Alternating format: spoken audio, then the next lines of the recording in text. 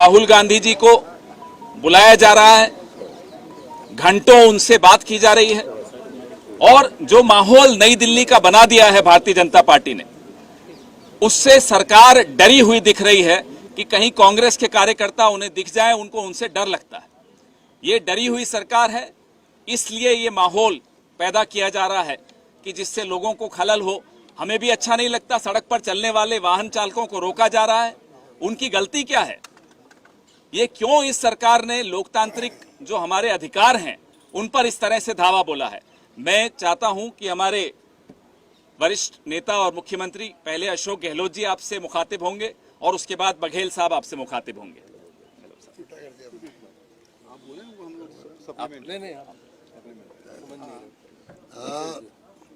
अभी आपने सुना पवन जी जो कहा कि पहली बार देख रहे हैं कि दिल्ली की सड़कों में कोई चल नहीं सकता, राहगीर भी। ये पहली बार देख रहे हैं कोई बाहर से व्यक्ति आ रहा है तो उसको रोका जा रहा है, थाने ले आया जा रहा है। ये कहाँ डेमोक्रेसी रही देश के अंदर? देश की राजधानी में अगर ये हालात है, कोई धरना दे रहा है, प्रदर्शन कर रहा है, वो कर सकता है कि प्रोसेस निकालता है और खुद समर्पित करता है अरेस्ट होने के लिए, तो उसको बस में बैठा के ले आया जाता थाने के अंदर। ये परंपरा रही है बरसों से। पहली बार देख रहे हैं कि आप एआईसीसी, जो हमारा हेडक्वार्टर एआईसीसी है कांग्रेस का, उसके अंदर भी 15 लोग से अधिक नहीं आ सकते हैं। उसके लिए लिस्ट भेजनी पड़ी, 15 लोगों की लिस्ट भेजनी पड़ी। आप बता दीजिए कि चारों और एआईसी हेडक्वार्टर के बंदिश लगी हुई कि कोई एआईसी भी नहीं आ सकता है। ऐसा कभी सुना आपने? क्या हो रहा देश के अंदर? ये मीडिया को भी बताना पड़ेगा, पूरे मुल्क को, कि क्या हो रहा है।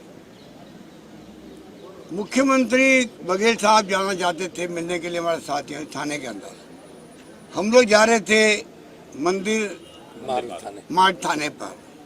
मैंने पुलिस के बड़े अधिकारी से बातचीत भी करी, रिक्वेस्ट की कि हम खाली उनसे मिल के आना चाहते हैं, जो हमारे साथी बंद हैं।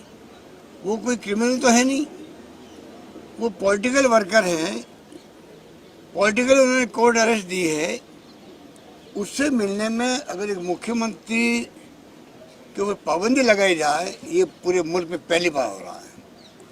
इन हालातों में देश चल रहा है, बहुत खतरनाक स्थिति है। इसलिए हम बार बार कहते हैं, राहुल जी को या सोनिया जी को जो दिया गया है नोटिस ईडी का, मैंने सुबह भी आपको कहा था, जब यही केस 2015 के अंदर क्लोज हो गया, एफआईआर लग गई, उसके बाद में क्या जरूरत थी? मोदी जी के आने के बाद में एफआईआर लगी है, तफ्तीश होने के बाद में क्या जरूरत थी? उसको आपने बाद में वापस खोल करके तंग करने का षड्यंत्र किया है।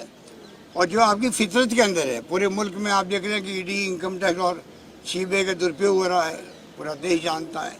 लोग दुखी हैं पर इनके भय से बोल नहीं पा रहा है, क्योंकि कहीं बुलडोजर चलते हैं और कहीं देशद्रोह के नाम पर पत्रकारों को, साहित्यकारों को, लेखकों को बंद किया जाता है।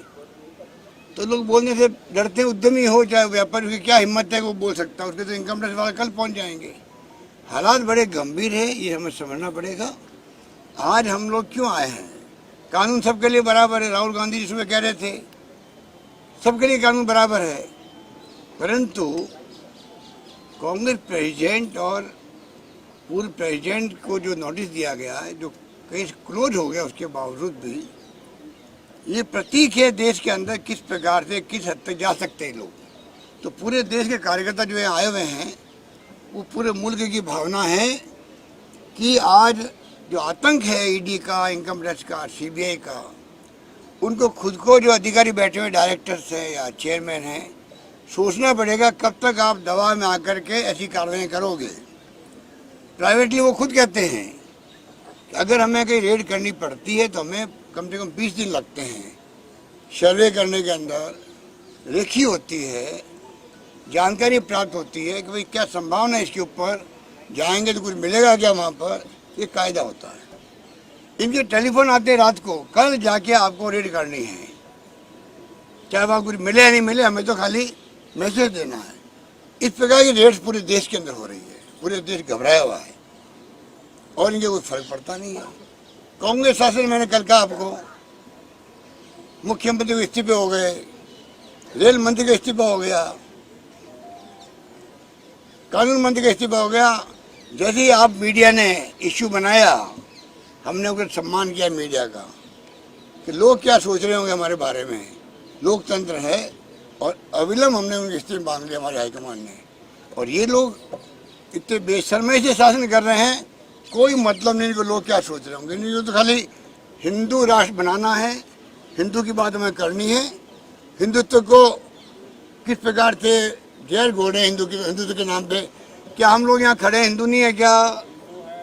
महात्मा गांधी ने कहा कि मैं हिंदू हूँ, मुझे गर्व है इस बात का, पर मैं दूसरे धर्मों का सम्मान करूँगा। क्या ये भावना इन लोगों में है, आरएसएस के लोगों में या बीजेपी के लोगों में? बिल्कुल नहीं है। इस प्रकार देश चल रहा है। आप देखिए ट्रैफिक जाम कर रखा है, बदनाम करने के कांग्रेस को। ये थानों के अंदर हमारे लोग बंद है, मूवमेंट बंद है हमारा, तो उसके बाद में ट्रैफिक जाम क्यों है? इसलिए कि कांग्रेस बदनाम हो गई। देखिए इनके कारण ट्रैफिक जाम हो गया था दिल्ली के अंदर। ये सब षड्यंत्र है हमारे इन लोगों का। इसलिए मैं निवेदन करना चाहूँगा, बड़ा खतरनाक दौर है। ये कुछ नहीं बिगाड़ सकते, ना राहुल गांधी का ना सोनिया गांधी का, क्योंकि ये नॉन प्रॉफिटेबल कंपनी है। इसमें से सोनिया जी, राहुल गांधी या कोई डायरेक्टर 1 रुपया भी नहीं ले सकते हैं। कोई लेना चाहे तो नहीं ले सकता है। वो कंपनी ये है, खाली शेयर का ट्रांसफर हो रहा है इसके अंदर, ट्रस्ट के अंदर। आप बताइए उसके बाद में जिस प्रकार से नोटिस जा रहे हैं, जैसे कोई मनी लॉन्ड्रिंग हो गई हो करोड़ों अरबों रुपए की, इस प्रकार का माहौल बना दिया गया देश के अंदर, जबकि इसमें प्रॉफिट हो ही नहीं सकता, ले ही नहीं सकता कोई व्यक्ति, कोई चेयरमैन हो, डायरेक्टर हो, कोई भी 1 रुपया प्रॉफिट नहीं ले सकता है। वो कंपनी ये है, तो मनी लॉन्ड्रिंग कहाँ से हो गई है? केस पहले ही चला रखा आपने। जब चला रहा केस तो फिर आपको जरूरत क्या थी ईडी का नोटिस देने की? तो मैं आपको इतना ही कहना चाहूँगा कि कांग्रेस में दमखम है, सरकार नहीं बन पाई हो तो डेमोक्रेसी में कई बार मैंने कहा आपको धर्म के नाम पर ध्रुवीकरण कर रहे हैं। तो ऐसी स्थिति आई है, कई मुल्कों के अंदर आई है, कोई हिंदुस्तान में नहीं आई है। और जहाँ आई है वहाँ खतरनाक मामले हुए हैं। हिटलर सही हुई है, हिटलर ने भी यही काम किया था जो यहाँ पर हो रहा है। जब वहाँ पर जो माहौल बना हिटलर के ज़माने में, उसके पहले जर्मनी के अंदर भी ऐसी भाषा बोली गई थी, इसी प्रकार भड़काया गया। तो लोगों को कोई नई बात तो नहीं है, जो इतिहासकार है वो मुझसे ज़्यादा जानते हैं, तो किसी नई बात नहीं है। ये तमाम उस दिशा में हम जा रहे हैं, वो हमें सोचना पड़ेगा। बहुत खतरनाक दौर है, संविधान की धैर्य उड़े जा रही है, लोकतंत्र खतरे में है, इनको कोई परवाह नहीं है। आग लगी हुई है मॉलों के अंदर, गलियों के अंदर, कस्बों के अंदर। इतना तनाव हो गया हिंदू मुसलमान के बीच में, इनके द्वारा किया गया, वो जानबूझ के किया गया है। वो खतरनाक खेल है। वो कितने लोग बेचारे परेशान जी रहे होंगे, कोई सोच सकते हैं? लोग 2 लोग तो मारे गए अलग बात है, कितने लोग मारे जा रहे होंगे, कितने मर रहे होंगे, दिल के अंदर आग लगी हुई होगी, घबराहट होगी, इनको नहीं मालूम है, ना चिंता है इनको है। ये माहौल कभी डेमोक्रेसी में होता है क्या? अरे बार प्रेम से रहो। हम प्रधानमंत्री से अपील करते हैं बार बार, कल तो मैंने विनती की है। मांग करना तो अलग बात है कि मांग करके आप अपील कीजिए देशवासियों को शांति, सद्भाव, भाईचारे की। आप अपील कीजिए कि मैं किसी कीमत पर बर्दाश्त नहीं करूँगा हिंसा को, वो तो होती मांग। मैंने प्रार्थना की, कल प्रधानमंत्री से विनम्र निवेदन किया, कृपा करके जो हालात बन गए देश के अंदर, ये खतरनाक है। कल राहुल गांधी ने जो कहा था लंदन में कि केरोसिन छिड़क दिया गया है, आप सोच सकते हो उसके मायने क्या है? चिंगारी कहीं लगी नहीं, आग लगी नहीं। उसको मैंने एक्सप्लेन किया कि आप कृपा करके, ऐसा माहौल बन गया है, उसके लिए प्रधानमंत्री मैं निवेदन करता हूँ हाथ जोड़ के आपसे, आप आगे आइए, क्योंकि आज आपने हिंदुत्व के नाम पर अपना वर्चस्व कायम कर दिया देश के अंदर। चुनाव इसलिए जीत रहे हो आप, तो आप कम से कम देश को बचाओ, आपकी जिम्मेवारी है। उसके लिए आपको आगे आना पड़ेगा और देशवासियों को सम्मिलित करना पड़ेगा कि प्रेम से, भाईचारे से रहो, और मैं किसी कीमत पर हिंसा को बर्दाश्त नहीं करूँगा।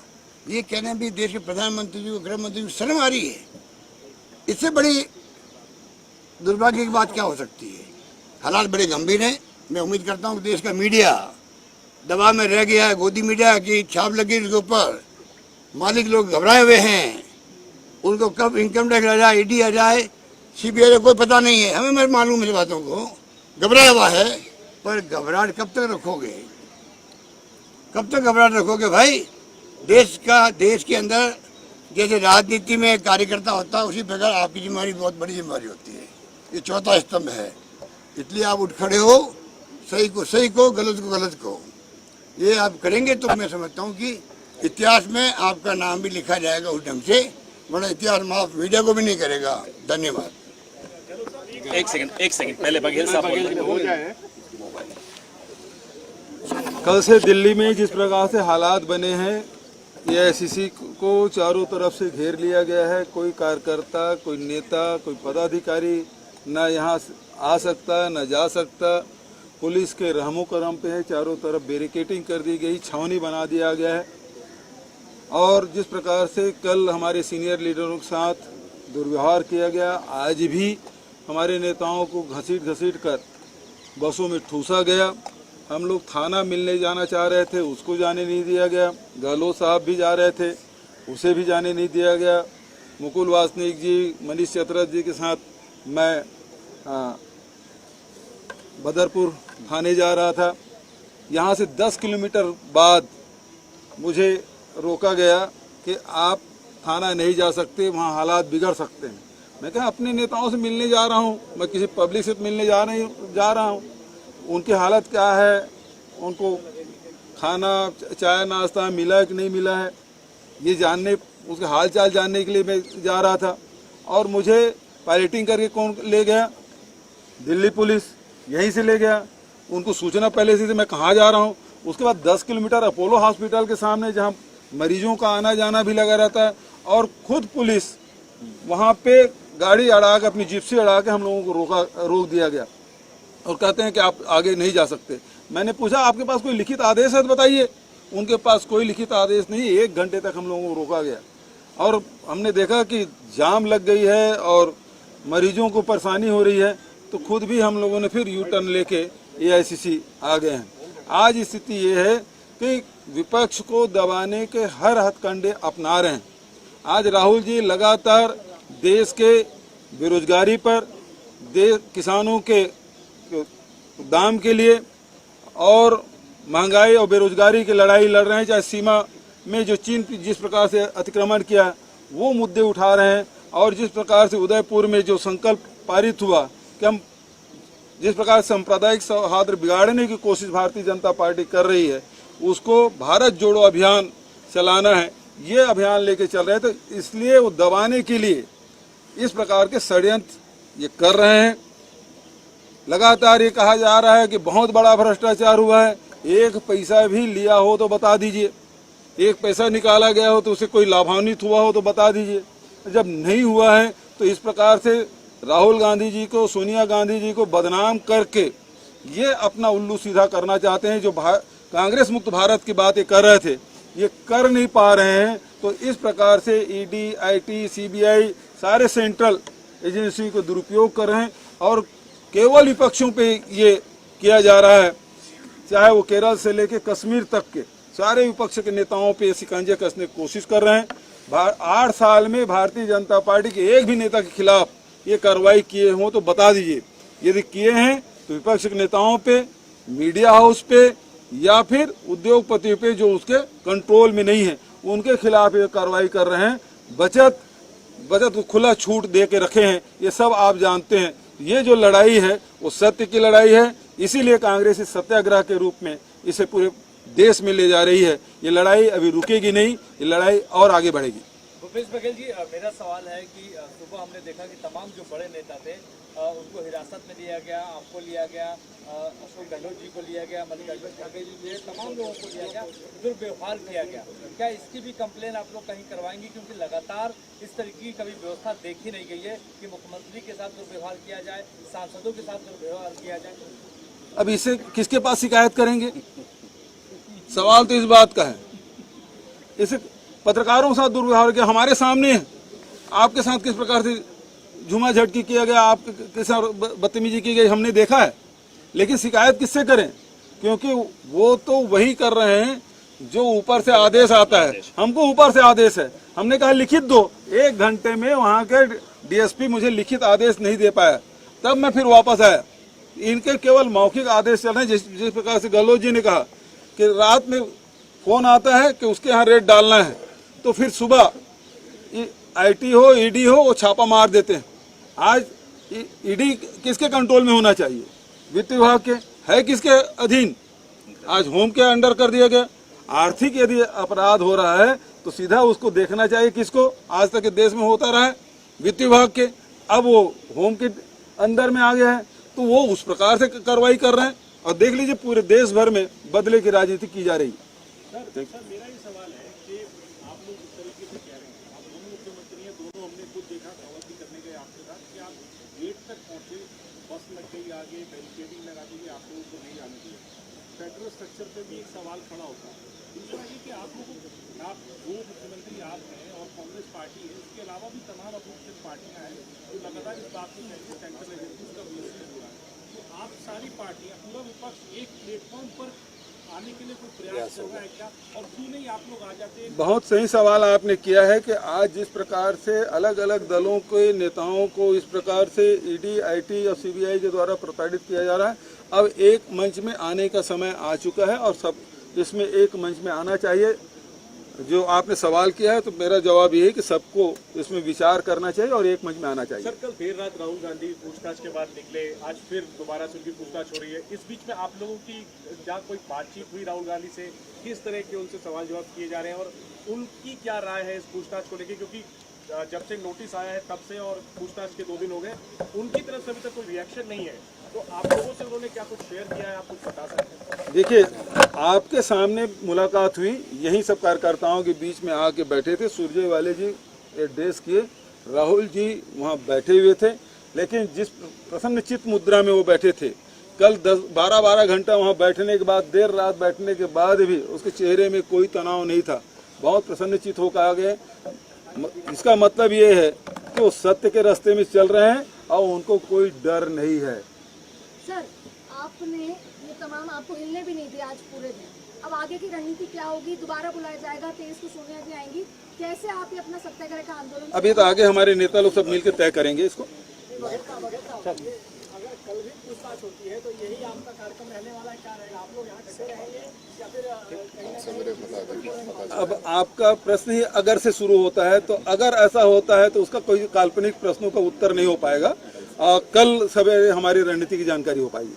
Thank you. केंद्र सरकार ने एक सेना में भर्ती का नया रूल लाया है, जवानों की भर्ती 4 साल के लिए होगी, आप इसे कैसे देख रहे हैं? इसका मतलब ये है कि जवानों को बंदूक चलाना सिखा दो और छोड़ दो समाज के बीच में।